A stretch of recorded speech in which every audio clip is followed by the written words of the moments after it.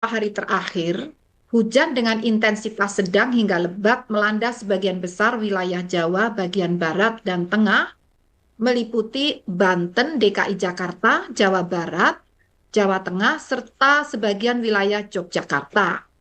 Meskipun hujan cenderung terjadi pada sore hari hingga malam, pagi hingga siang hari masih terasa panas.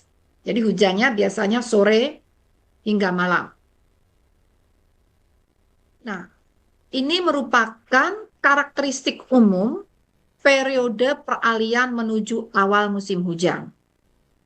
Tapi mulai hari ini, mulai bulan November ini, kita memasuki puncak musim hujan di sebagian wilayah Indonesia. Ya.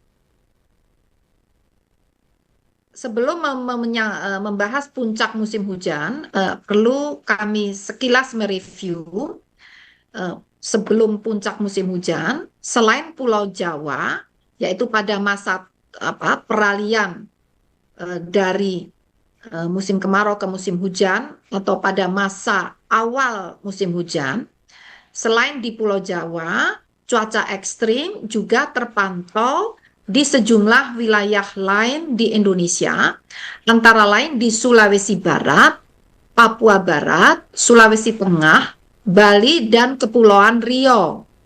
Di beberapa lokasi, curah hujan harian mencapai antara 80 hingga 150 mm per hari, atau hujan lebat hingga sangat lebat.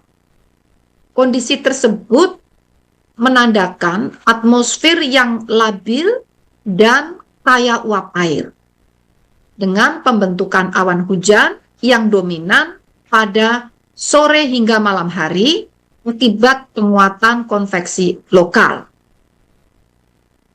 Kemudian, bagaimanakah perkembangan musim hujan? Berdasarkan pembaruan data zona musim atau ZOOM pada dasarian ketiga Oktober, sekitar 43,8% wilayah Indonesia atau setara dengan 306 zona musim telah memasuki musim hujan.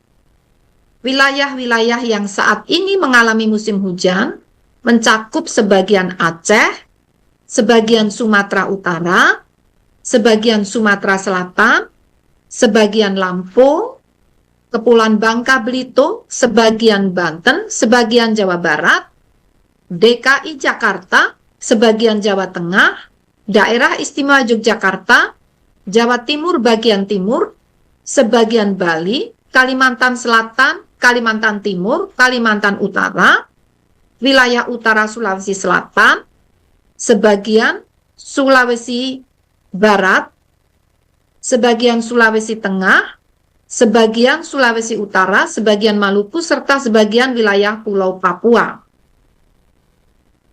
Dan puncak musim hujan di Indonesia sebelumnya, jadi ini sesuai dengan prediksi sebelumnya yang disampaikan BMKG di bulan bulan September, Oktober yang lalu, ya, dimulai di bulan November atau mulai hari ini hingga Februari, jadi November 2025 hingga Februari 2026. Jadi ini relatif berbeda signifikan dengan tahun-tahun sebelumnya. Puncak musim hujan itu biasanya tidak sepanjang ini ya. Jadi biasanya Desember Januari atau Januari Februari. Saat ini mulai November hingga Februari, yaitu November 2025 hingga Februari 2026. Dengan pola umum pergerakan dari arah barat ke timur. Artinya terjadinya puncak musim hujan itu tidak serempak. Di bulan November diawali, puncak musim hujan ini diawali untuk wilayah Indonesia bagian barat, itu November-Desember, dan berkembang selanjutnya Indonesia tengah hingga timur, itu di bulan Januari-Februari. Sebagian besar wilayah Sumatera bagian barat, Jawa bagian barat dan tengah, serta Kalimantan bagian barat dan tengah diperkirakan mengalami puncak musim hujan pada Desember 2025 hingga Januari 2026. Jadi ini masih wilayah barat dan tengah ya, di awal ini ya. Kemudian sementara itu wilayah Jawa bagian timur, Bali, Nusa Tenggara Barat dan Nusa Tenggara Timur umumnya akan mencapai puncaknya sedikit lebih lambat, yaitu Januari hingga Februari 2026. Sedangkan di wilayah Sulawesi bagian selatan, Maluku bagian tengah, serta Papua bagian selatan, puncak musim hujan juga diperkirakan terjadi antara Desember 2025 dan Januari 2026. Sedangkan wilayah Papua bagian utara dan Sulawesi bagian utara menunjukkan pola hujan yang relatif merata sepanjang tahun. Dengan demikian, pada periode Desember 2025 hingga Januari 2026 menjadi fase puncak musim hujan utama bagi sebagian besar wilayah Indonesia. Jadi tadi meskipun dikatakan periode puncak musim hujan antara November 2025 sampai Februari 2026, namun di puncak atau fase puncak musim hujan utama, jadi puncaknya puncak lah ya mudahnya ya, fase puncak musim hujan utama di sebagian besar wilayah Indonesia diprediksi terjadi pada periode Desember 2025 hingga Januari 2026. Nah, hal ini yang perlu untuk benar-benar diwaspadai, bahkan disiagakan, tidak hanya waspada, tapi ini fasenya sudah siaga, karena potensi meningkatnya curah hujan tinggi atau ekstrim dan bencana hidrometeorologi seperti banjir dan tanah longsor semakin meningkat, ya, potensinya makin meningkat. Kondisi ini juga diperkuat oleh mulai aktifnya monsun atau angin Asia, angin yang bertiup dari arah Asia, monsun Asia, yang membawa massa udara lembab dari wilayah samudra menuju daratan Indonesia, serta anomali suhu muka laut positif, artinya lebih hangat, di sebagian besar perairan Indonesia yang berkisar antara positif setengah hingga 3 derajat Celcius. Jadi lebih hangatnya dalam kisaran antara setengah hingga 3 derajat Celcius. Saya ulangi, meningkatnya suhu muka air laut dalam kisaran antara setengah hingga 3 derajat Celcius dari rata-rata suhu normalnya. Suhu laut yang hangat ini meningkatkan penguapan dan memperkaya pasokan uap air di atmosfer, sehingga memperkuat potensi hujan di sebagian besar wilayah Indonesia. Nah, selain hal tersebut yang baru saja kami sampaikan, yaitu sehubungan dengan meningkatnya atau masih hangatnya suhu muka air laut di Indonesia, BMKG juga mendeteksi sejak bulan November ya Pak Guswanto, November hingga diprediksi akan berlangsung sampai Desember, Januari, Februari, terdeteksi adanya La Nina lemah. La Nina lemah nih yang dipengaruhi oleh perbedaan suhu di Samudra Pasifik terhadap kepulauan Indonesia, yang sejak November indeks La Ninanya itu mencapai minus 0,61 hingga saat ini, bahkan diprediksi sampai Desember nanti. Kemungkinan akan berlanjut sampai Januari Februari, dan batasan La Nina lemah itu adalah minus 0,5. Jadi ini sudah 0,61 sudah melewati batas La Nina lemah. Jadi dalam kisaran La Nina lemah. Nah, jadi diprediksi terjadi hingga bulan Februari-Maret 2026. Nah, pemantauan BMKG terhadap suhu muka laut di Samudra Pasifik menunjukkan bahwa dalam 2 bulan terakhir, yaitu tadi September, Oktober,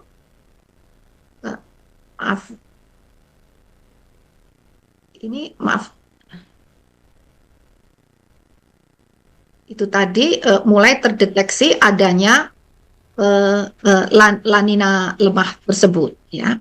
Namun bukan berarti curah hujan akan meningkat signifikan. Memang di sebagian wilayah Indonesia telah diprediksi curah hujannya akan berada di atas rata-rata normal, namun menurut para ahli klimatologi di BMKG, peningkatan itu bukan karena lanina lemah ini, namun lebih disebabkan karena semakin hangatnya suhu muka air laut tadi. Selain hal tersebut, perlu juga ditingkatkan kewaspadaan terhadap siklon tropis di wilayah selatan Indonesia. Jadi, mulai bulan November, wilayah selatan Indonesia telah memasuki periode aktifnya siklon tropis yang berpotensi mempengaruhi pola cuaca nasional dan meningkatkan risiko cuaca ekstrim di berbagai daerah. Aktivitas siklon tropis dari arah selatan dapat membawa angin kencang, hujan deras, dan badai besar, terutama di wilayah pesisir selatan Indonesia, seperti di wilayah Jawa, Bali, Nusa Tenggara, dan sebagian Maluku bagian selatan. Fenomena ini berpotensi meningkatkan curah hujan secara signifikan, serta memicu banjir besar, banjir bandang, dan juga longsor atau bencana hidrometeorologi, dan tentunya mengakibatkan dampaknya berupa kerusakan. Juga sering ditandai dengan terjadinya angin kencang. Jadi ini mohon untuk disiagakan, bagaimana kita semua siaga untuk menghadapi berbagai potensi bencana hidrometeorologi yang akan semakin meningkat di masa-masa puncak musim hujan di bulan November hingga Februari nanti. Dalam beberapa tahun terakhir, Indonesia kerap terdampak aktivitas siklon tropis, ya. Jadi yang diwarnai dengan siklon tropis karena ini sudah masuk bulan November hingga nanti awal tahun. Aktivitas siklon tropis yang melintas di sekitar perairan selatan sehingga kewaspadaan dan kesiapsiagaan perlu terus ditingkatkan. Jadi fasenya sekali lagi November, bahkan nanti bisa berlanjut sampai Maret atau April. Kalau ingat di tahun 2021 ya, kalau nggak salah waktu itu di bulan April, awal April itu yang terakhir adalah badai Seroja. Nah, fenomena semacam badai Seroja itu pun akan makin meningkat frekuensi kejadiannya di fase atau di periode bulan November hingga Februari atau bahkan Maret April. Kemudian dinamika atmosfer dan prospek cuaca sepekan ke depan. Ini yang terdekat ya. Kita bicara saat ini bagaimana prediksi cuaca untuk sepekan ke depan.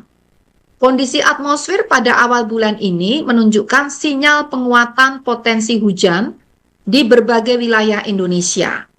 Aktivitas Madden-Julian Oscillation jadi adalah fenomena di mana di situ terjadi pergerakan massa udara basah atau arak-arakan awan hujan ya melintas di sepanjang Khatulistiwa, mulai dari Samudra Hindia di sebelah timur Afrika yang tujuannya adalah ke Samudra Pasifik, tapi melintasi wilayah kepulauan Indonesia. Saat ini Madden-Julian Oscillation berada pada fase 5-6 yang artinya fase tersebut memicu pertumbuhan awan konvektif di wilayah Indonesia Tengah dan Timur. Jadi ini yang perlu waspada, Indonesia Tengah dan Timur. Selain itu, gelombang Rossby terpantau aktif di Sumatera bagian selatan, yaitu gelombang atmosfer yang memacu pertumbuhan awan hujan juga. Ya, terpantau di Sumatera bagian selatan, Jawa bagian barat, Maluku Utara, Sulawesi Utara, dan Papua bagian selatan. Dan gelombang Kelvin ini juga memacu pertumbuhan awan hujan. Diprediksi dapat mempengaruhi wilayah Sumatera bagian utara serta Kalimantan bagian tengah dan utara. Jadi tadi ada Madden-Julian Oscillation, ada gelombang ekuator ya, gelombang Rossby dan Kelvin, dan ini masih ada lagi satu faktor lagi, yaitu faktor lokal seperti belokan angin dan konvergensi turut meningkatkan potensi pertumbuhan awan hujan. Dalam sepekan ini diprediksi akan terjadi di Aceh, Sumatera, Jawa, Bali, Kalimantan, Maluku, hingga wilayah Papua. Di sisi lain, anomali suhu muka laut positif di perairan Indonesia memperkuat penguapan dan penambahan pasokan uap air di atmosfer, sehingga meningkatkan peluang hujan lebat di berbagai wilayah. Dalam sepekan ke depan, cuaca di sebagian besar wilayah Indonesia diperkirakan didominasi oleh kondisi berawan.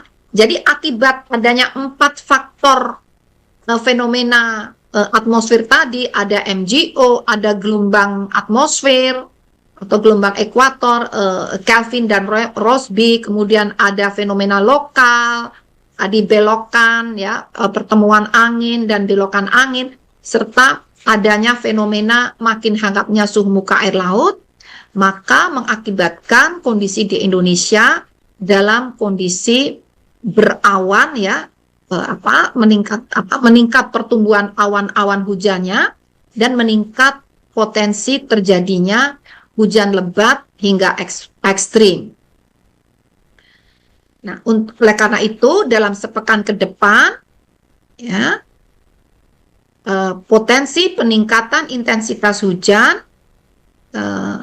hingga sangat lebat di beberapa wilayah makin dimungkinkan untuk terjadi.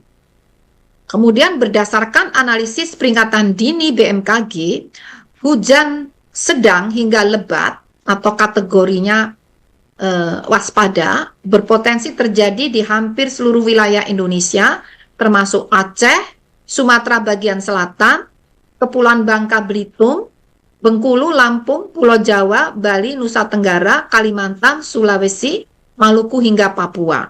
Jadi ini adalah wilayah-wilayah yang perlu diwaspadai. Jadi ini intensitasnya sedang hingga lebat, bahkan dimungkinkan untuk melompat menjadi sangat lebat atau ekstrim. Perlu dicatat, saat periode peralihan musim dari musim kemarau ke musim hujan, jadi belum memasuki musim hujan, saat itu sudah terjadi hujan ekstrim di Bali dengan intensitas hujan harian mencapai 385 mm. Itu pada periode peralihan. Nah, sekarang kita memasuki periode puncak musim hujan, sehingga potensi untuk terjadinya ekstrim pun akan semakin meningkat, tidak hanya di wilayah Bali, namun di beberapa wilayah yang telah disebutkan tadi dalam sepekan ke depan. Sementara itu, juga diprediksi wilayah-wilayah lainnya yang perlu untuk lebih siaga, ya, kalau tadi levelnya waspada, ya, sekarang yang lebih siaga ini dalam konteks intensitas curah hujannya. Yang perlu lebih siaga karena ada potensi terjadinya hujan lebat hingga sangat lebat, akan ekstrim, terutama di Banten ini. Banten ini untuk sepekan ke depan. Banten, DKI Jakarta, Jawa Barat, Jawa Tengah, Daerah Istimewa Yogyakarta, serta Papua. dan dapat meluas hingga Maluku Utara dan sebagian wilayah Sulawesi. Nah, ini catatan penting untuk sepekan ke depan yang perlu siaga. Kemudian bagaimana langkah mitigasinya? Antara lain, bukan satu-satunya cara. BMKG bekerja sama dengan BNPB saat ini sudah memulai operasi modifikasi cuaca. Ya, sebagai upaya untuk mengurangi potensi meningkatnya curah hujan dan mencegah terjadinya atau mengurangi potensi terjadinya bencana hidrometeorologi seperti banjir dan tanah longsor. Nah, terutama yang sudah dilaksanakan adalah di wilayah Jawa Barat, ya, DKI dan Jawa Tengah serta DIY. Di Jawa Tengah, operasi dilakukan sejak 25 Oktober dan masih berlanjut hingga awal November dengan pelaksanaan posko di Semarang dan Solo. Operasi tersebut telah melaksanakan 41 penerbangan atau sorti penerbangan menggunakan 2 pesawat Cessna Caravan dengan hasil efektif menurunkan dan meredistribusi curah hujan di wilayah target. Artinya, curah hujan atau awan-awan hujan yang tadinya cenderung mengumpul pada suatu titik, pada suatu lokasi, diupayakan untuk disebarkan, didistribusikan, ya, agar hujannya lebih merata, ya, tidak satu titik tapi sangat lebat. Nah, kemudian sementara itu di Jawa Barat, operasi modifikasi cuaca dilakukan lebih awal lagi sejak 23 Oktober dan juga masih berlanjut hingga saat ini dengan posko di Jakarta. Sebanyak 29 sorti penerbangan telah dilakukan menggunakan 1 pesawat Cessna Caravan dan menunjukkan hasil pengurangan curah hujan di wilayah secara cukup signifikan. Nah, kami juga memohon adanya kolaborasi yang lebih erat. Kolaborasi itu sudah ada, namun dengan meningkatnya potensi terjadinya hujan ekstrim atau hujan sangat lebat, kita pun harus meningkatkan level kolaborasi kita, ya. Sinergitas kita perlu lebih ditingkatkan, kesiapsiagaan daerah perlu lebih ditingkatkan. BMKG terus memperkuat kolaborasi dengan BNPB dan pemerintah daerah dalam memperkuat sistem peringatan dini demi peningkatan mitigasi risiko bencana serta pengelolaan dampak cuaca ekstrim di lapangan. Informasi peringatan dini dari BMKG secara aktif disebarkan ke pemerintah daerah, BPBD, dan seluruh pemangku kepentingan agar langkah antisipatif dapat dilakukan secara cepat dan terkoordinasi. Jadi saat ini yang dibutuhkan tidak hanya peringatan dini, tetapi juga aksi dini, merespons peringatan dini tersebut. Atau juga ada langkah nyata antisipatif. Dan kepada masyarakat, kami menghimbau dengan mempertimbangkan kondisi atmosfer yang masih aktif dan potensi hujan di atas normal, BMKG mengimbau masyarakat untuk meningkatkan kewaspadaan, bahkan kesiapsiagaan.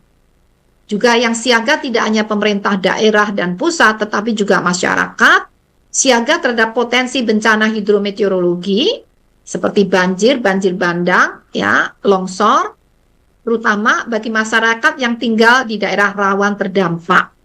Bagaimana caranya siaga? Ya, yaitu terus memonitor, memantau perkembangan informasi cuaca dan peringatan dini dari BMKG dan segera menyiapkan langkah respons cepat. Misalnya sudah disiapkan jalur evakuasi, sudah disiapkan tempat evakuasi, kesiapannya tentu dengan aparat setempat dan BPBD, ya. Sudah disiapkan lokasi-lokasi yang aman apabila sewaktu-waktu terjadi peringatan dini, misalnya banjir, longsor, itu segera menjauh dari lokasi yang sudah dinyatakan rawan longsor, banjir oleh BNPB dan BPBD. Nah, itu ada di Inaris ya, di aplikasi mobile phone Inaris. Dan dengan adanya peringatan dini dari BMKG, cara siaga adalah segera meninggalkan tempat yang diidentifikasi rawan longsor, banjir. Bahasa mudahnya, segera tinggalkan bantaran sungai, segera tinggalkan lereng-lereng yang rawan longsor, hindari melintasi jembatan ya, hindari melintasi jembatan yang di situ mengalir sungai yang rawan banjir ya. Kemudian juga hindari berada di tempat lapang apabila ada angin kencang, kilat petir, apalagi hindari berteduh di bawah pohon ya, karena juga rawan tersambar petir dari kalau berada di bawah pohon. Hindari berada di bawah baliho atau tegakan-tegakan dan bangunan-bangunan yang rawan roboh. Bahasa mudahnya, kalau ada peringatan dini cuaca dengan hujan lebat atau terjadi kilat petir, sebaiknya sementara jangan keluar rumah. Itu yang kami lakukan. Saya sendiri tidak berani. Kalau sudah ada peringatan dini, apalagi kilat petir sudah menyambar, terpaksa menunda seluruh kegiatan yang ada di luar rumah. Itu bahasa mudahnya. Ya, jadi itu kan menghindar dari berbagai hal yang berpotensi menimpa kita. Nah, juga menjaga lingkungan ya, menjaga lingkungan, jangan membuang sampah sembarangan agar tidak menghalangi atau mengganggu atau menyumbat jalur drainase ya, agar air hujan bisa meresap langsung ke tanah, atau kalau mengalir melalui saluran kanal-kanal selokan tidak tersumbat. Maka tentunya saluran-saluran air perlu dibersihkan dari sumbatan-sumbatan. Pembersihan saat tidak terjadi hujan ya. Kalau terjadi hujan lebih baik berlindung di dalam rumah. Kemudian juga kami mohon tentunya di bidang kesehatan akan memberikan informasi lebih lanjut untuk menjaga kesehatan ya, karena cuacanya juga sangat mengganggu kondisi kesehatan. Jadi secara umum demikian yang dapat kami sampaikan.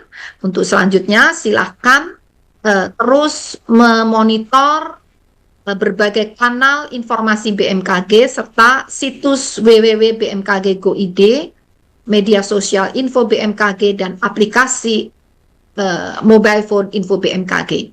Terima kasih. Wassalamualaikum warahmatullahi wabarakatuh. Saya kembalikan. Dan saya mohon Bapak Deputi Meteorologi dan barangkali Bapak Deputi Geofisika serta Deputi Modifikasi Cuaca untuk melanjutkan dengan menjelaskan tambahan dan diskusi. Terima kasih Mbak Ririn. Oke, siap. Terima kasih Ibu Dikorita atas penjelasannya. Mungkin dari Bapak Deputi Bidang Meteorologi selaku PLT Sekretaris Utama, kami persilakan Bapak apabila ada tambahan dari statementnya pernyataan Ibu Kepala Badan. Baik, Pak. Mbak Ririn, terima kasih.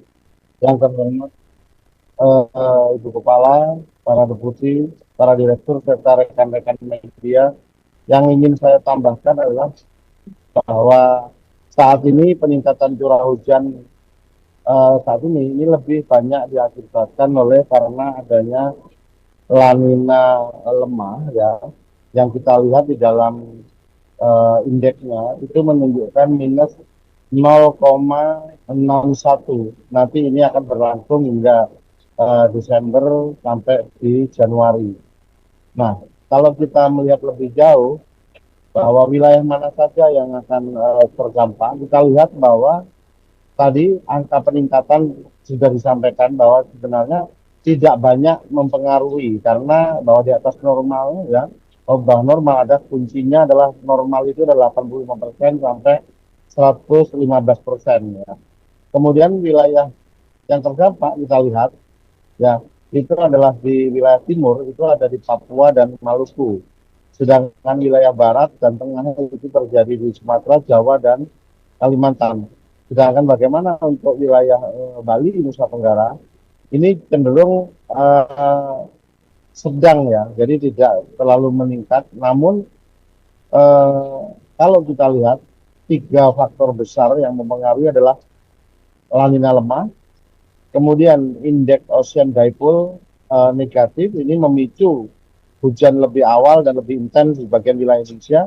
Kemudian yang ketiga itu adalah Madden-Julian Oscillation yang kita lihat sudah 2 minggu yang lalu ya. Ini sangat berpengaruh. Itu gelombang atmosfer yang mempengaruhi hujan dari wilayah barat. Dia akan berpropagasi ke arah timur. Kira-kira itu tambahan dari saya sebagai Deputi Bidang Meteorologi. Terima kasih. Oke, baik. Terima kasih Pak Guswanto. Tadi Ibu Kepala Badan menginfokan kepada kami karena beliau ada keperluan sebentar, maka bisa dilanjutkan oleh Bapak Deputi Bidang Klimatologi atau yang mewakili di sini ada para direktur di Kedeputian Bidang Klimatologi. Kami persilakan terkait faktor-faktor yang mempengaruhi terjadinya kondisi cuaca ekstrim tadi seperti yang dikatakan Bu Kepala Badan ada potensi La Nina lemah seperti itu. Kami persilakan kepada Bapak Fahri. Iya, terima kasih Mbak Ririn. Mohon maaf kalau off cam ya, lagi di jalan sinyal kurang bagus. Jadi menambahkan sedikit dari kondisi-kondisi tadi, yang perlu menjadi perhatian kita juga adalah bahwa awal musim hujan, puncak musim hujan, dan akhir musim hujan di wilayah Indonesia itu tidak seragam, berbeda-beda untuk berbagai zona musim. Jadi ini juga yang perlu menjadi kewaspadaan bagi kita semua. Contohnya misalnya di wilayah Indonesia Timur seperti di Maluku dan sebagian Papua itu nanti baru akan memasuki puncak musim penghujan itu di sekitar bulan April Mei gitu ya. Nah ini artinya kewaspadaan perlu terus kita tingkatkan sampai dengan nanti berakhirnya musim penghujan di seluruh wilayah Indonesia yang memang beda-beda itunya ya, awalnya, puncaknya, dan akhirnya juga berbeda-beda. Mungkin itu sedikit tambahan dari kami. Terima kasih. Oke, siap Pak Fahri. Jadi bisa disimpulkan seperti yang dikatakan Bu Kepala Badan bahwa puncak musim hujan di beberapa wilayah Indonesia terjadi berbeda ya Pak Fahri. Seperti itu maka perlu diwaspadai oleh masyarakat di sebagian besar wilayah Indonesia. Mungkin ada tambahan juga dari Direktur Pak Marzuki. Kami persilakan Bapak kalau misalkan ada tambahan atau dari modifikasi cuaca Bapak Budi Harsoyo. Baik, terima kasih Bu. Apa yang sudah dilakukan Bapak? Ya, sedikit menambahkan saja apa yang tadi sudah disampaikan oleh Bu Kepala. Sebentar. Ya, jadi kami saat ini bekerja sama dengan BNPB dan beberapa operator modifikasi cuaca swasta sedang melaksanakan operasi di 2 posko, Semarang dan Solo di Jawa Tengah, 3 posko maaf di 2 provinsi. Kemudian 1 di Posko Halim untuk wilayah Jawa Barat. Jadi pelaksanaan ini memang atas dasar permintaan dari pemerintah daerah ya, yang sudah bersurat kepada BNPB dan BMKG dengan mengeluarkan status siaga darurat. Nah, Jakarta ini rencananya hari Senin baru akan dirapatkan oleh pihak pemerintah Provinsi DKI ya melalui BPBD DKI dan juga akan mengundang BNPB dan BPBD untuk melakukan hal serupa seperti yang sudah dilakukan di Jawa Barat dan Jawa Tengah. Ya. Jadi kronologinya ini berdasarkan prediksi yang disampaikan oleh kawan-kawan di Kedeputian Meteo, kita lihat sampai dengan tanggal 4 kurang lebih di wilayah Jawa Barat, bahkan sampai tanggal 7, ini potensi hujan lebat sampai sangat lebat ya, mungkin bisa terjadi seperti itu. Hampir sama untuk wilayah Jawa yang dari prediksi hari ini yang juga dikeluarkan oleh kawan-kawan di Kedeputian Meteo, kawan-kawan di Meteorologi Publik. Ini kita lihat prediksi hujan di wilayah Jawa Barat ini sudah mulai terjadi sejak pukul 10 pagi sampai dengan puncaknya antara jam 1 sampai jam 4 sore tadi ya. Kemudian malam agak sedikit melandai dan kondisi aktualnya kalau kita lihat dari data radar terkini ini hujan baru terjadi kurang lebih dari pukul 3 tadi ya di wilayah selatan Jakarta, dan untuk wilayah Jakarta ini masih relatif aman, dan yang tertinggi kalau kita lihat memang di wilayah Jawa Barat bagian selatan ya, di Tasikmalaya ini berdasarkan data curah hujan 74,6, kategorinya adalah seperti tadi, kembali lagi prediksinya memang hujan lebat ya antara 50 sampai 100 Dan ini hanya terjadi di satu titik sementara ini di wilayah Jawa Barat. Padahal kalau prediksi dari kawan-kawan meteo ini 63% wilayah Jawa Barat ini akan diprediksi mengalami hujan lebat. Hal yang sama juga terjadi di Jawa Tengah. Jawa Tengah ini bahkan prediksinya sejak pukul 10 pagi bahkan akan terus berlanjut sampai dengan tengah malam nanti. Ya, puncaknya memang mulai dari jam 4 sore sampai jam 10 malam kira-kira. Dan kondisi aktualnya data radar dan data penakar hujan yang tercatat ini tertinggi hari ini 83,2 ya, di wilayah Kabupaten Banjarnegara, dan itu pun terjadi di Waduk Merica. Jadi memang kalau memang potensi di darat sudah tidak bisa dihindarkan, ya kita mencoba memutus suplai dari wilayah perairan laut, maka strateginya kami akan mencoba menjatuhkan di wilayah-wilayah yang di bawahnya memang masih mampu menampung. Salah satunya adalah waduk ataupun danau yang ada di provinsi tersebut. Gitu.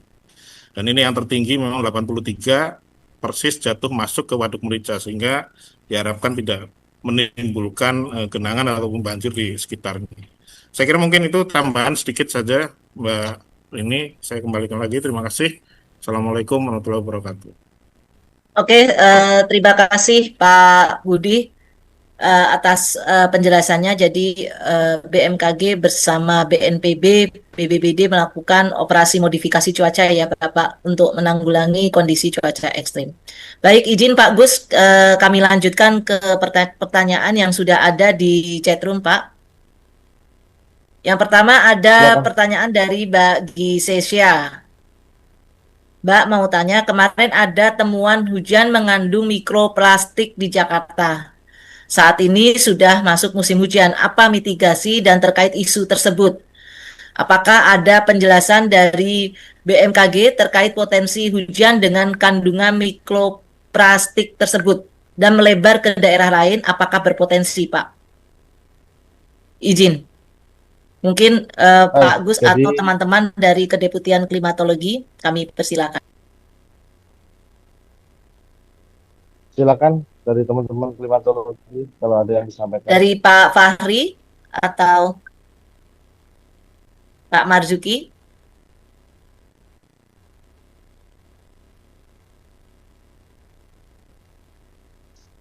Ya, kalau halo. Silakan Pak Wari.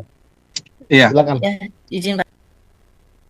Ya, terkait mikroplastik ini memang kan di BMKG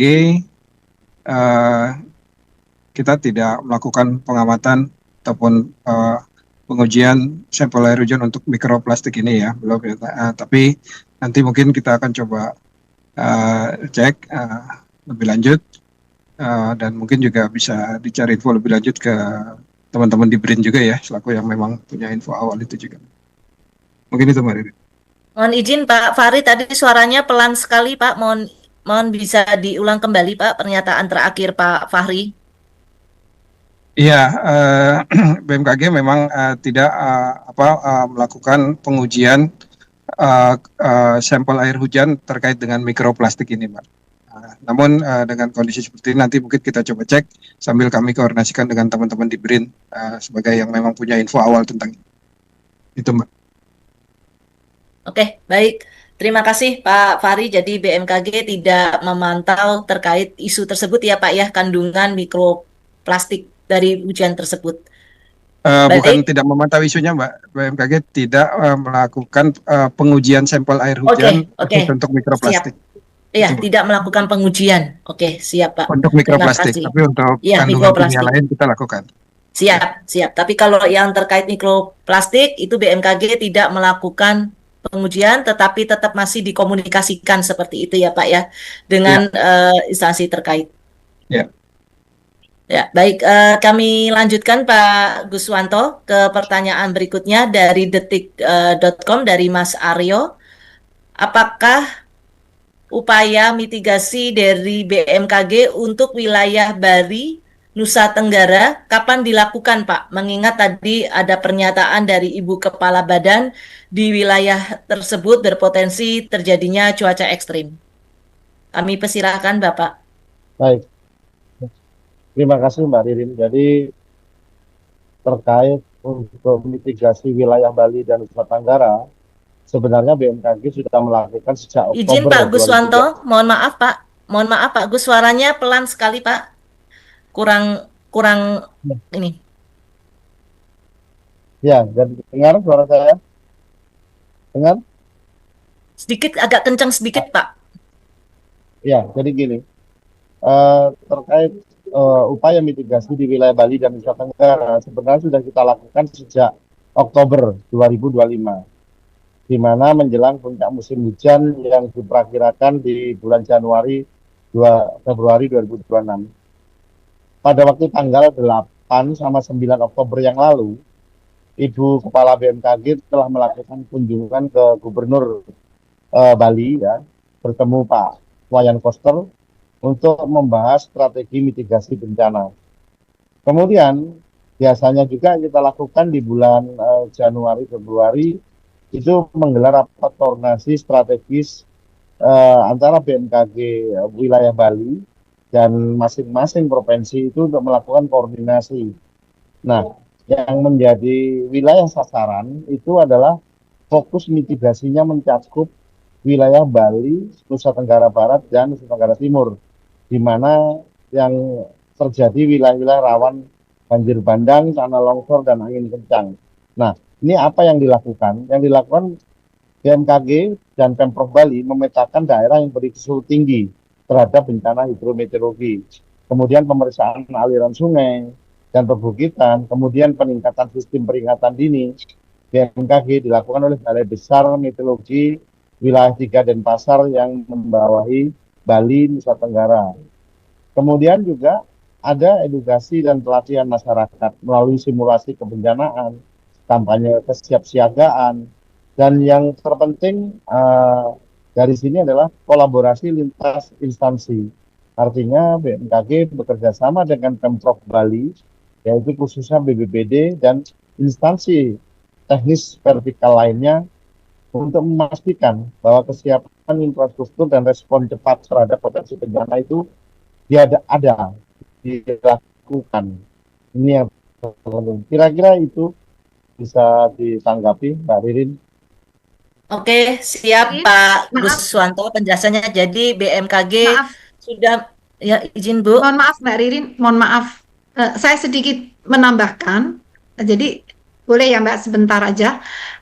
Jadi tepat sekali apa yang disampaikan Pak Deputi Meteorologi, dan pada prinsipnya meskipun peringatan dini ini diberikan setiap pekan, kemudian diulang-ulang setiap hari, apalagi semakin digencarkan 3 hari sebelum hari H dan sampai 3 jam sebelum hari H, itu kan sudah rutin. Nah, tentang itu tadi kan peringatan dininya. Namun bagaimana kesiapan dan koordinasi dengan pemerintah daerah memang sudah tersistem BMKG ini di wilayah seluruh wilayah Indonesia itu terbagi menjadi 5 balai besar wilayah. Nah, Bali itu masuk dalam balai besar wilayah 3. Setiap balai besar membawahi beberapa provinsi. Dan di setiap provinsi itu ada BMKG. Sehingga menjelang musim hujan, koordinasi itu dilakukan oleh setiap BMKG di tiap provinsi itu, termasuk Bali, seperti yang disampaikan oleh Bapak Deputi. Jadi itu adalah langkah sistemik yang sudah tersistem untuk selalu dilakukan, termasuk dengan Bali saat itu. Jadi kami koordinasi di level daerah itu BMKG di daerah seperti misalnya 2 hari yang lalu atau 3 hari yang lalu yang sudah terdeteksi adalah DIY dan Jawa Tengah. Maka kami segera mengingatkan, meskipun mereka sudah rutin, tapi kami kan juga memonitor nih, seperti helikopter view ini. Wah, sebentar lagi DIY Jawa Tengah. Lalu BMKG DIY Jawa Tengah terus disiagakan untuk terus berkoordinasi dengan BPPD daerah dan dilakukan modifikasi cuaca. Demikian juga di provinsi di Jawa Barat dan di DKI, Banten itu dilakukan. Sehingga tidak hanya Bali saja, di Sumatera Utara bahkan kami sudah sejak awal Oktober itu memohon kesiapsiagaan karena sering terjadi banjir bandang di Sungai Bahoro. Dan juga dengan Kementerian PUPR juga dengan Kementerian Kehutanan, Kementerian Lingkungan Hidup. Jadi semacam itu karena bencana kita ini sporadis. Sewaktu-waktu sekarang di Bali, besok di mana ini? Apalagi nanti musim hujannya kan puncak musim hujannya kan mulai November sampai Februari.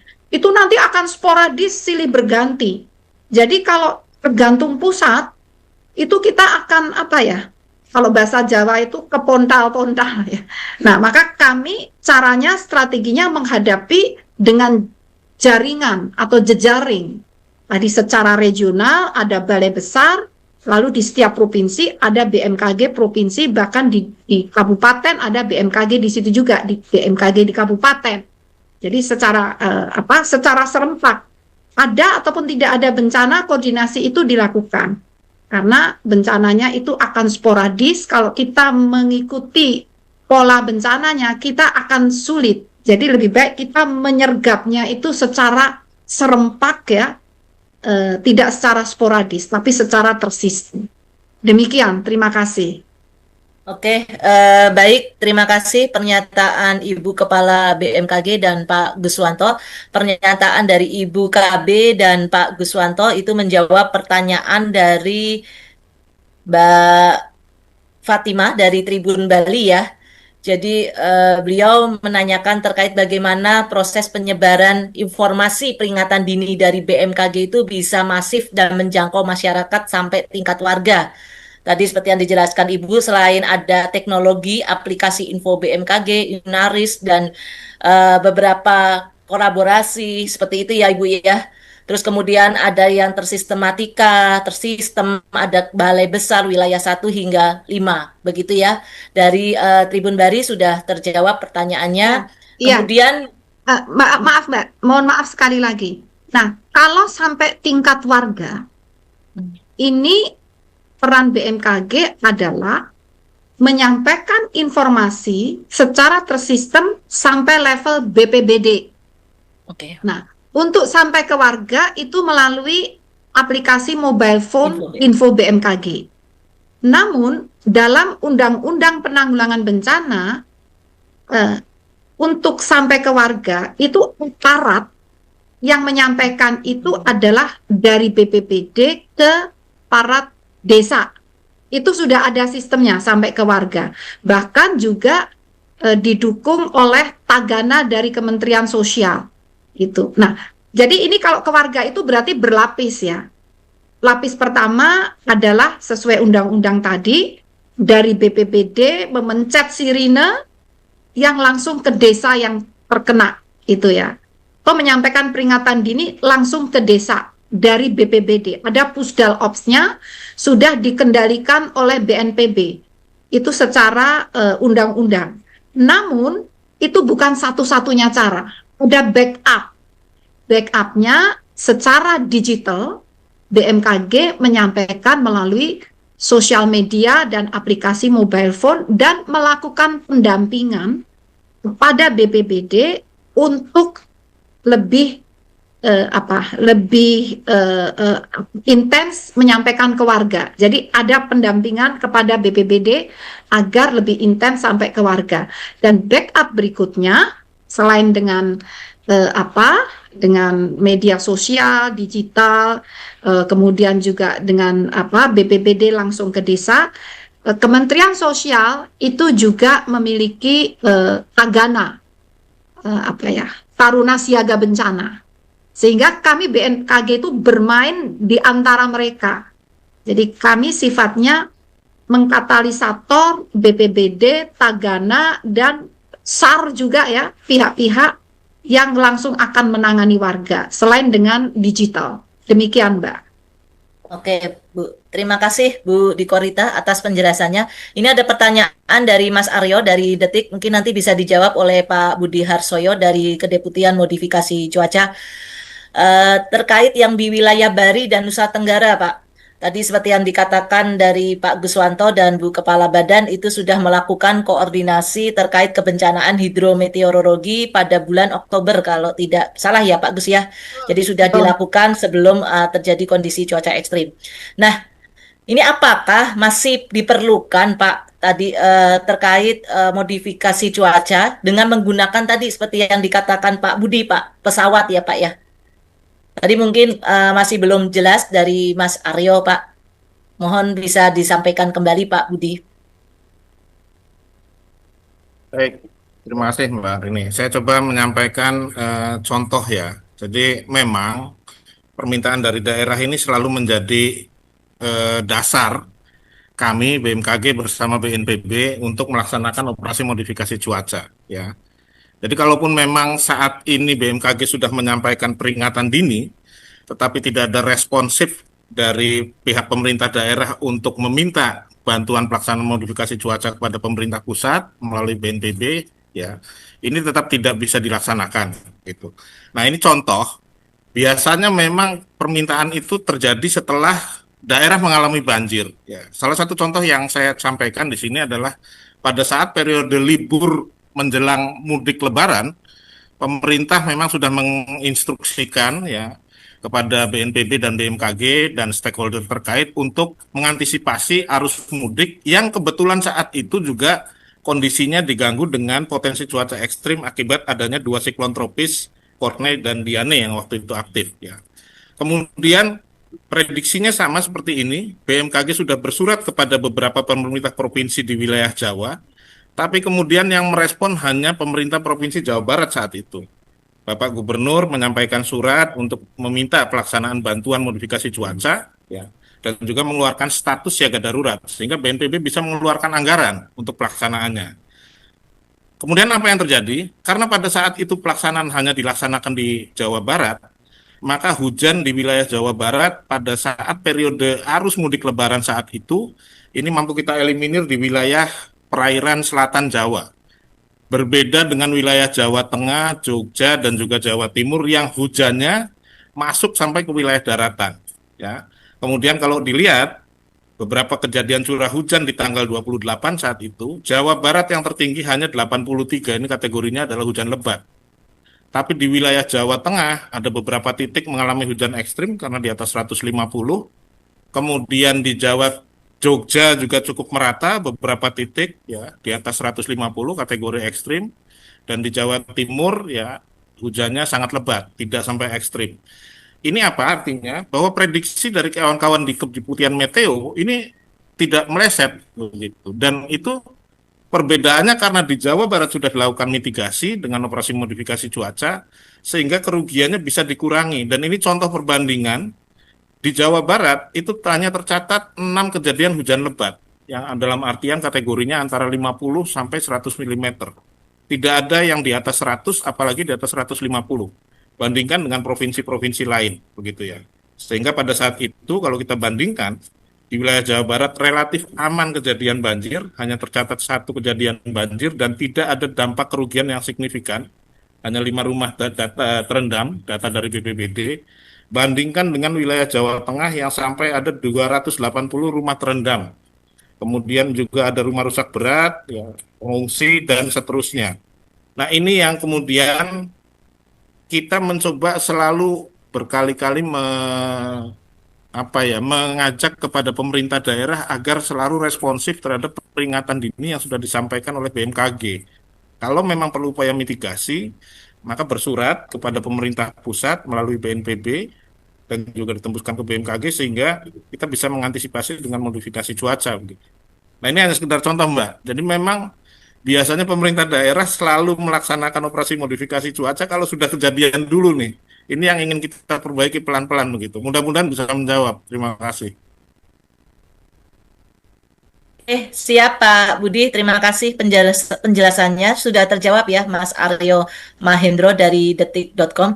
Ini dari Tribun terkait akurasi prediksi cuaca Ibu. Ini bagaimana Bu? Berapa persen? Ini bagaimana tingkat akurasiannya? Terus kemudian yang kedua, ini adalah modifikasi cuaca lagi Pak Budi. seberapa efektifnya Pak? Begitu, apakah cukup efektif dalam mengurangi atau menambah curah hujan? Berapa skala persennya Pak, persentasinya? Seperti itu Pak Budi. Baik, izin saya mencoba menambahkan lagi ya. Kalau ditanya prediksi BMKG, prediksi cuaca, saya kira dari penjelasan saya tadi sudah bisa memberikan gambaran bahwa apa yang diprediksi oleh BMKG sehingga perlu menyampaikan peringatan dini. Ini kalau tidak diantisipasi seperti tadi kejadiannya, Jawa Tengah, Jawa Timur, dan Jogja waktu itu hujannya memang benar-benar ekstrim. Gitu. Ya, artinya prediksinya akurat. Kenapa Jawa Barat bisa agak sedikit terhindar? Karena kita sudah mencoba eliminasi. Gitu. Jadi kalau ditanya keakuratan prediksi, saya kira seperti itu. Mungkin nanti Pak Andri bisa lebih menjelaskan ya Pak Andri. Tapi dasar-dasarnya kami melaksanakan operasi modifikasi cuaca tetap selalu berdasarkan masukan dari kawan-kawan di Kedeputian Meteo, terutama Meteo Publik ya. Kemudian kalau ditanya berapa persentase untuk pelaksanaan saat ini, perhitungan kawan-kawan ini sudah menghitung ada sekitar 43% pengurangan curah hujan di wilayah Jawa Tengah ya, selama melaksanakan operasi, kemudian sekitar 38% untuk wilayah Jawa Barat ya. Kita tidak menghitung wilayah yang lain karena 2 provinsi itu yang saat ini sedang menjadi target. Mungkin itu kalau ditanya berapa efektivitasnya, saya kira contoh tadi sudah bisa memberikan gambaran Mbak Ririn. Terima kasih. Pak, terima kasih. Mungkin ada tambahan dari Pak Guswanto atau Ibu Kepala Badan. Oke, siap. Ini satu pertanyaan lagi Bu dari YouTube ya Bu ya, karena ini ada streaming dari YouTube.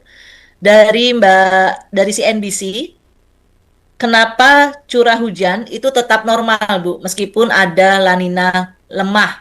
Mungkin beliau agak telat masuk atau bergabung di ruang Zoom ini Bu. Mohon nanti bisa dijelaskan kembali Bu di Korita.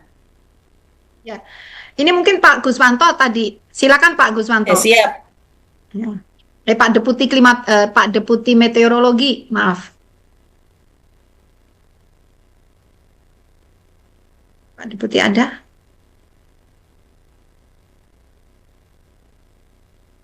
Deputi tadi ada? Atau Pak siapa itu?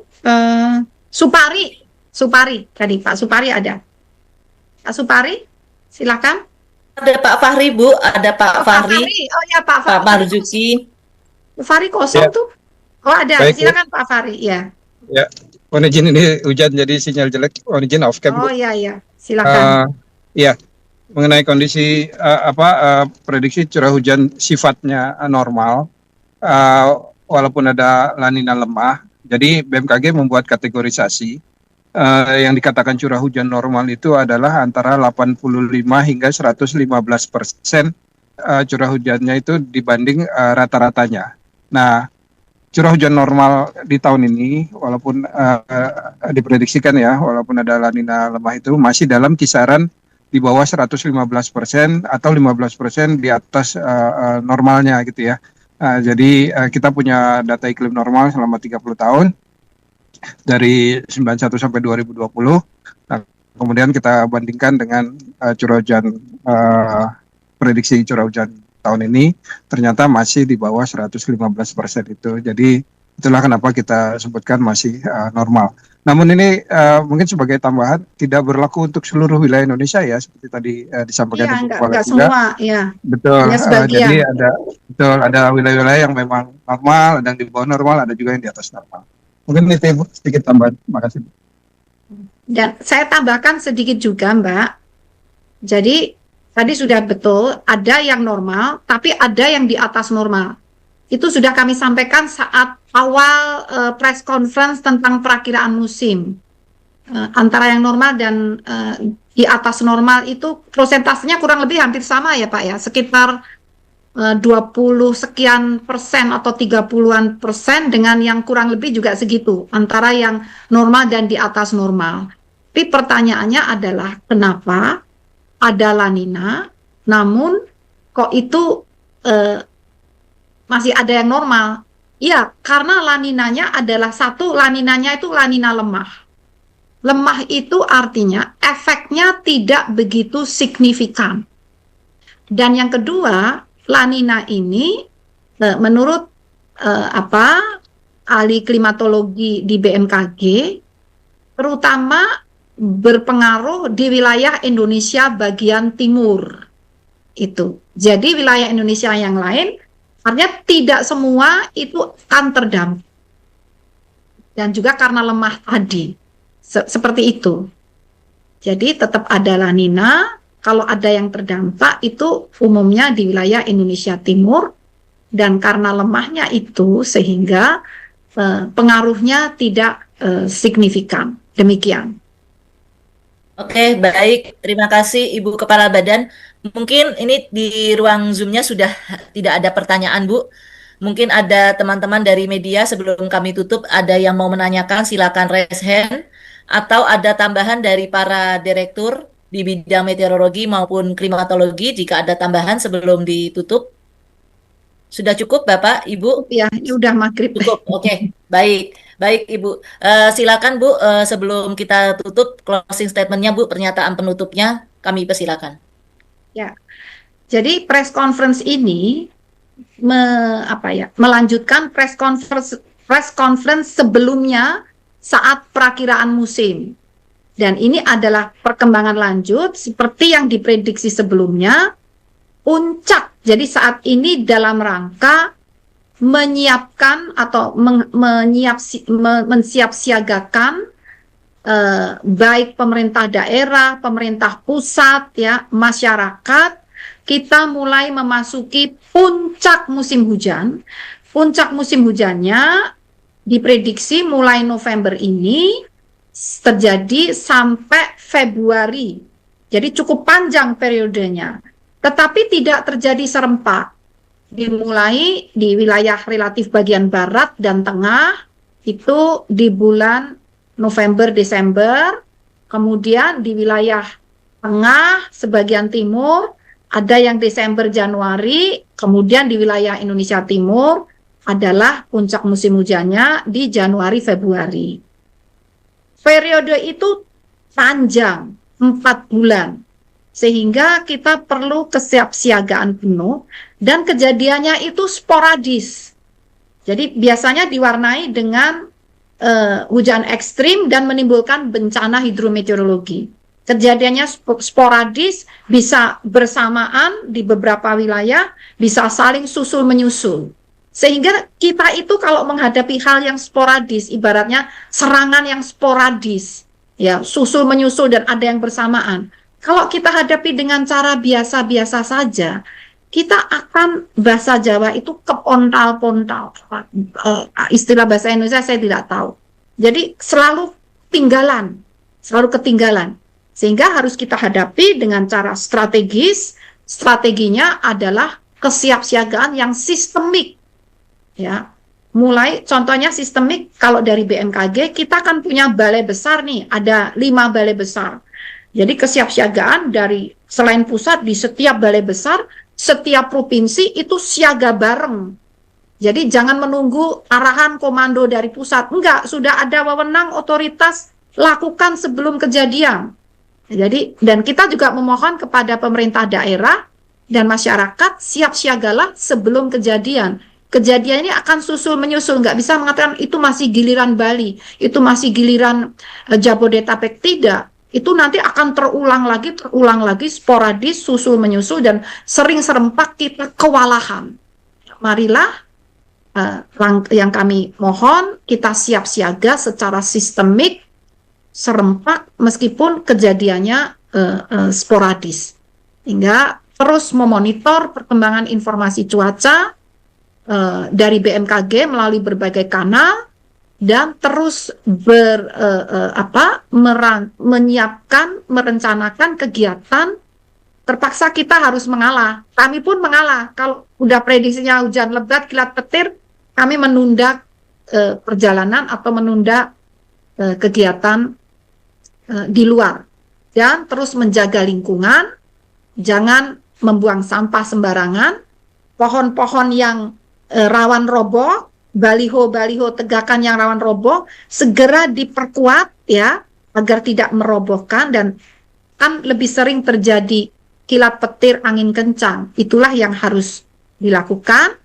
Sekali lagi juga terus meningkatkan koordinasi kalau masyarakat dengan aparat setempat, kami dengan pemerintah daerah, kita saling makin erat untuk sinergi kesiapsiagaan ini dan juga dengan BNPB dan pihak terkait. Terima kasih.